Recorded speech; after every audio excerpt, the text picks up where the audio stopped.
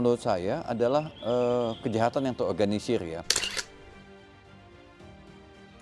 Pasal-pasal yang bisa digunakan untuk para pelaku itu adalah pasal-pasal pemalsuan yang ada dalam pasal 263, 264, atau 265 Kitab Undang-Undang Hukum Pidana.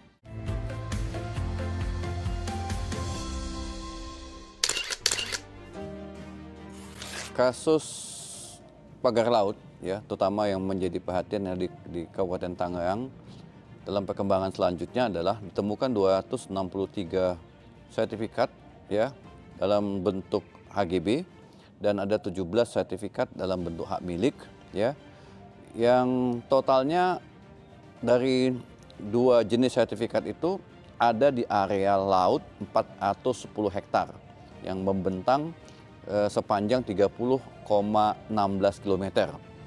Jadi ini adalah temuan terbaru yang dilakukan oleh pihak Bareskrim Mabes Polri. Nah, penerbitan sertifikat itu didasarkan diduga adalah sertifikat-sertifikat yang pengurusannya berasal dari dokumen yang palsu.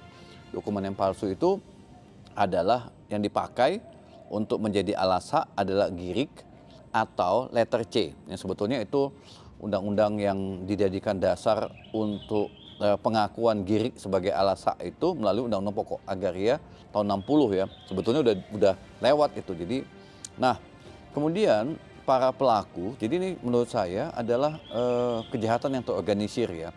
Jadi para pelaku mengklaim dulu itu adalah daratan, ya, daratan. Kemudian mengalami proses abrasi. Kemudian daratan itu akhirnya ditutupin laut. Jadi sebelumnya adalah daratan dan mereka udah punya girik, kemudian mereka mengurus sertifikat ya ke Badan Pertanahan Nasional, terbitlah ya 263 HGB, 17 hak milik.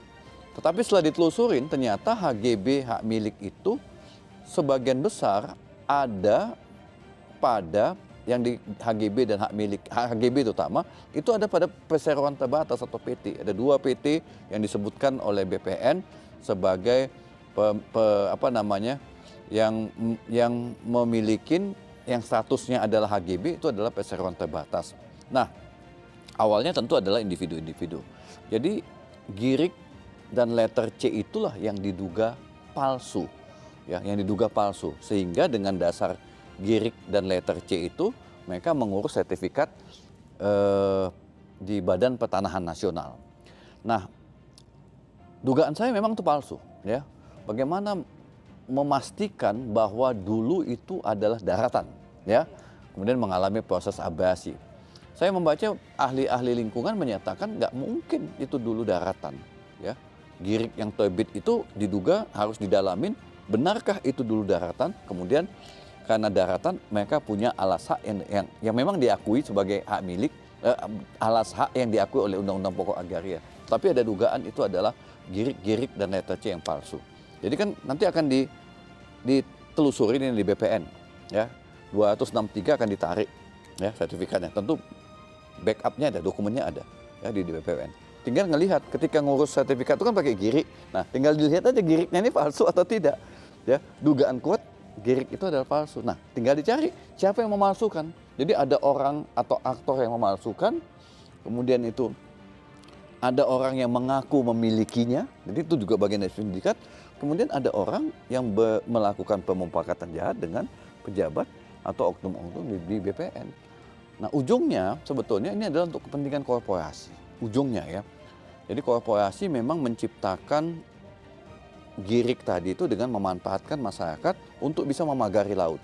Jadi memagari laut itu memang mereka berdalih itu bekas daratan. Pasal-pasal yang bisa digunakan untuk para pelaku itu adalah pasal-pasal pemalsuan yang ada dalam pasal 263, 264, atau 265 Kitab Undang-Undang Hukum Pidana.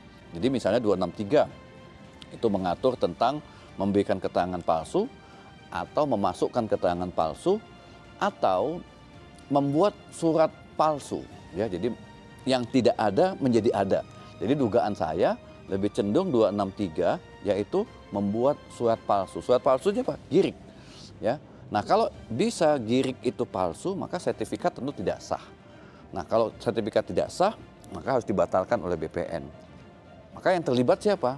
Nah ini dia, tidak mungkin girik itu yang palsu tadi kalau tidak ada keterlibatan pejabat atau oknum yang ada di Badan Pertanahan Nasional, tidak mungkin itu terbit sertifikat.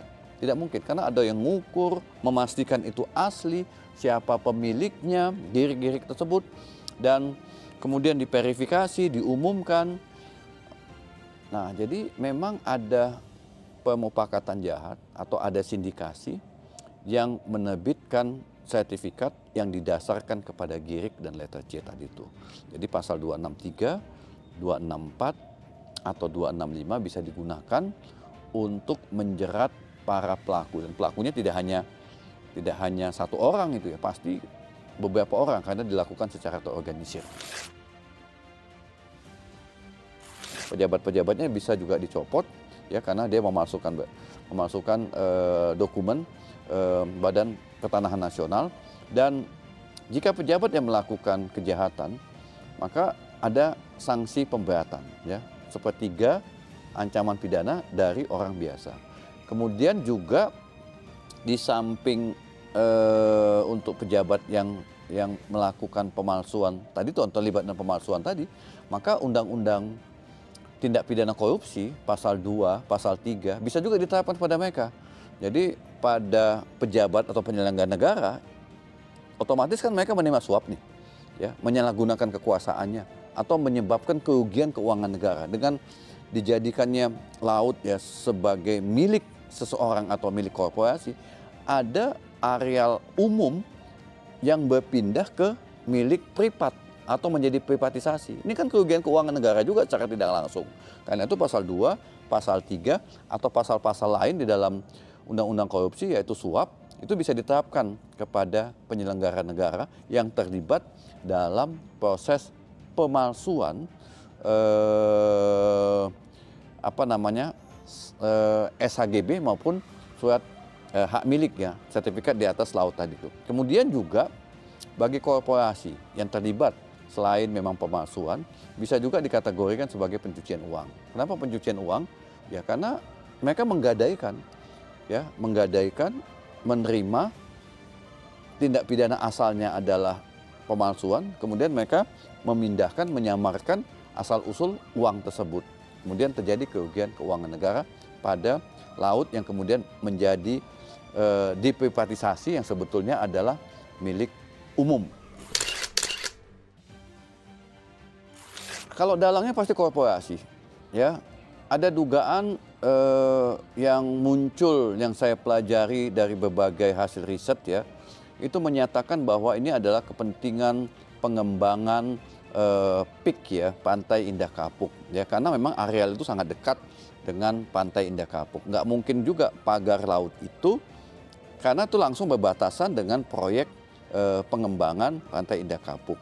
Jadi memang ada dugaan korporasi yang menaungi pengembangan Pantai Indah Kapuk itu terlibat, atau mereka lah yang disebut dengan oil locker yang menganjurkan melakukan pemagayan laut dengan menciptakan sebuah situasi seolah-olah itu adalah bekas abrasi, seolah-olah dulu ada daratan, dan seolah-olah dibuatlah girik atau letter C sebagai alasan untuk diterbitkan SHGB maupun hak milik. Kemudian ada korporasi-korporasi yang diciptakan tidak langsung ke Pantai Indah Kapuk tetapi berafiliasi dengan mereka. Ada sejumlah nama-nama palsu yang tidak jelas yang ada dalam sertifikat itu. Jadi menunjukkan bahwa ada korporasi yang cukup kuat yang punya kepentingan untuk menguasai laut untuk pengembangan proyek perumahan atau proyek pembangunan yang dikomersialisasi yang view-nya adalah laut.